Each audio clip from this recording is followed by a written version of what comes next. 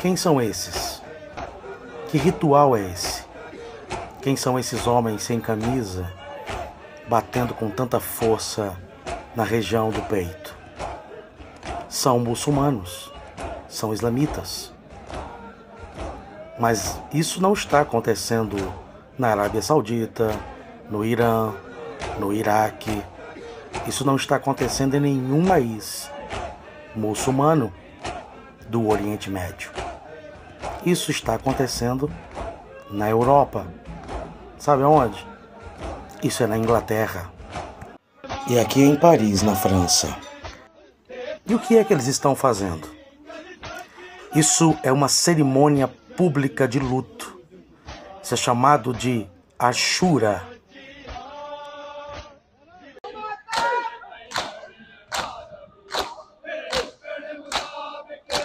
Esse ritual, conhecido como Ashura, é típico e tradicional dos muçulmanos xiitas. E o que significa isso? A Ashura significa 10º em árabe.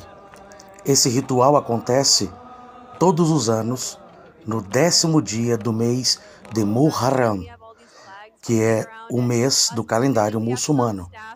Muharram é o primeiro mês do calendário muçulmano, que seria equivalente ao nosso mês de janeiro. A Ashura é o ápice do luto xiita, que todo dia 10 do primeiro mês do calendário muçulmano é feito para lembrar e homenagear a memória do neto de Mohammed, ou Maomé, como queira. Mohammed, ou Maomé, foi o fundador do islamismo. É o profeta mor do Islã. E ele teve um neto, não só um, mas em especial esse neto, que é o objeto da homenagem de todos os xiitas, baseado nessas imagens que você está vendo agora. Este neto de Mohammed, por nome de Hussein, ele é o terceiro imã, ou era o terceiro imã, melhor dizendo, do xiismo, que tragicamente foi morto, no caso assassinado, na cidade de Karbala, no Iraque. Ele morreu pelas mãos dos homens do califa sunita Yazid em 680 d.C. Ashura é celebrado especificamente pelos xiitas, porque no mundo muçulmano existe uma grande divisão.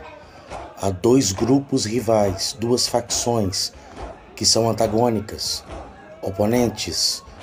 Ambas reivindicam para si a ascensão do Islã, a hegemonia da maior religião do planeta Terra. Ambos reivindicam para si a verdadeira interpretação do Alcorão. Sunitas e xiitas são praticamente inimigos mortais. Vamos entender quem são os xiitas e os sunitas? Vamos identificar as principais e mais conhecidas organizações terroristas islâmicas no mundo. Vamos ver a divisão entre elas.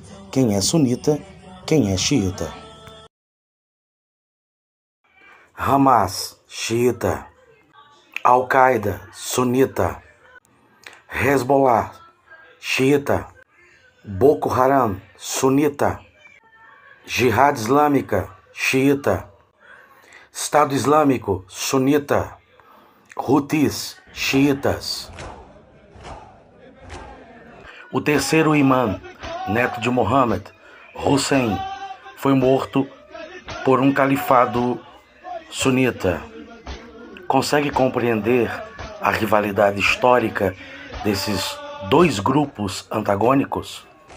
Mas tanto sunitas quanto xiitas odeiam Israel e odeiam a forma de vida judaico-cristã, que é a forma de vida adotada pelo Ocidente.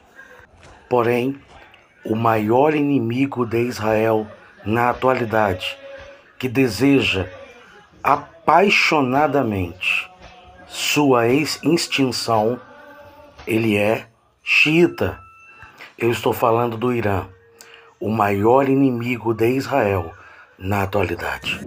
O Irã ataca, bombardeia, sequestra, mata, destrói e ameaça a paz e a existência de Israel, usando os seus satélites no Oriente Médio, que são eles, os famigerados grupos terroristas Hamas, Jihad Islâmica, Houthis e principalmente o Hezbollah. Agora vamos voltar para a Europa Ocidental. Vamos falar dos países mais poderosos da Europa e também são grandes potências mundiais no campo econômico, bélico, no caso militar, e no campo político. Eu me refiro à Inglaterra, França, Alemanha. Essa imagem que você está vendo agora é na Inglaterra. Aí é em Manchester, Inglaterra. E essas imagens aí são em Paris, na França. Esses países que citei, que compõem o continente europeu, foram palcos de poderosos avivamentos. Foram palcos de revoluções espirituais extraordinárias. Palcos da reforma protestante, como é o caso da Alemanha no século XVI, a partir de 1517, com Martinho Lutero. França nos legou um grande e extraordinário teólogo, João Calvino. Inglaterra, pregadores extraordinários, tremendos, como John Wesley, George Whitefield, Charles Spurgeon.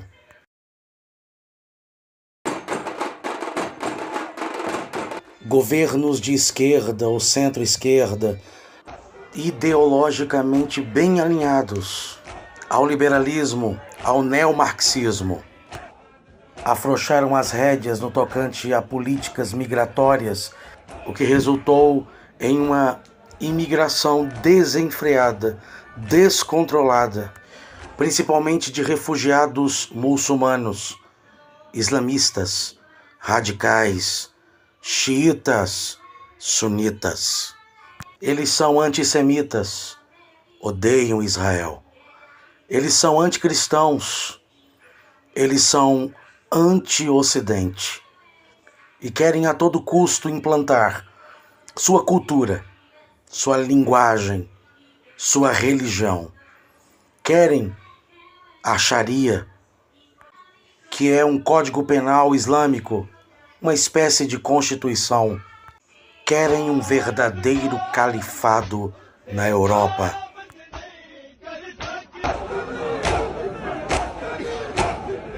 Em Londres, na Inglaterra, como também em Paris, França, existem bairros 100% muçulmanos. E lá, a Sharia já foi implementada. O que funciona é o Código Penal, é a Constituição Islâmica. O Estado não interfere.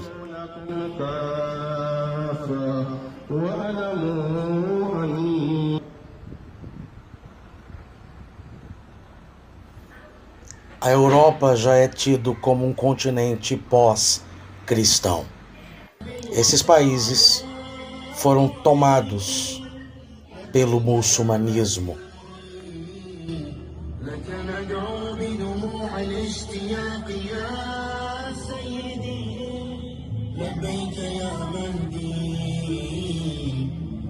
O que o Império Otomano não conseguiu pela imposição das armas, graças ao progressismo, à esquerdopatia europeia. Os imigrantes muçulmanos estão conseguindo tomar a Europa sem disparar um único tiro, sem decepar uma única cabeça.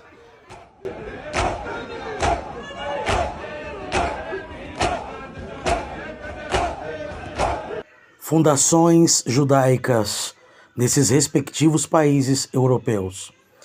bem como fundações judaicas nos Estados Unidos e também aqui no Brasil, estão denunciando uma onda antissemita nos moldes nazistas, ou tão pior.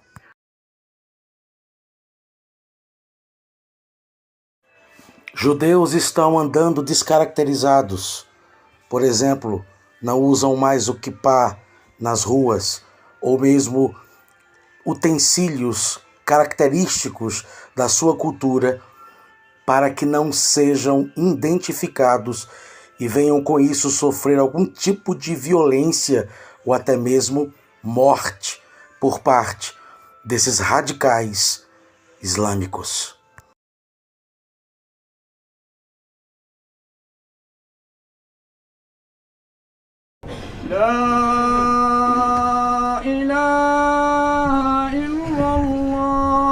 Eles pedem tolerância, eles pedem para ser inclusos e aceitos. E se existe um contexto social tolerante, inclusivo, é o contexto cristão. No entanto, nós sabemos que todos os países teocráticos muçulmanos, onde a Sharia está implementada como lei, como regra, como constituição, não há tolerância, não há espaço para o cristianismo ou qualquer outra religião ou qualquer outra ideia que não seja a ideia, o pensamento, a filosofia, a teologia do Islã.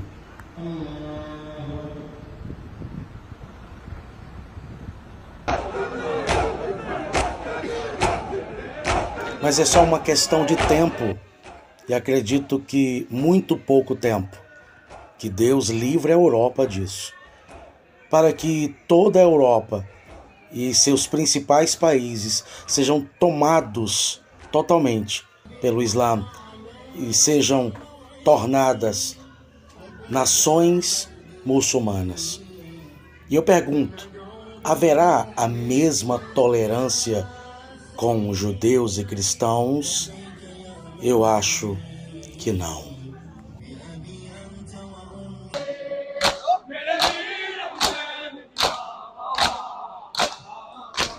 Oremos como Igreja de Jesus Cristo por um grande reavivamento, por um grande despertar missionário na Europa, e que Deus tenha misericórdia do mundo ocidental, porque parece que pouco tempo lhe resta.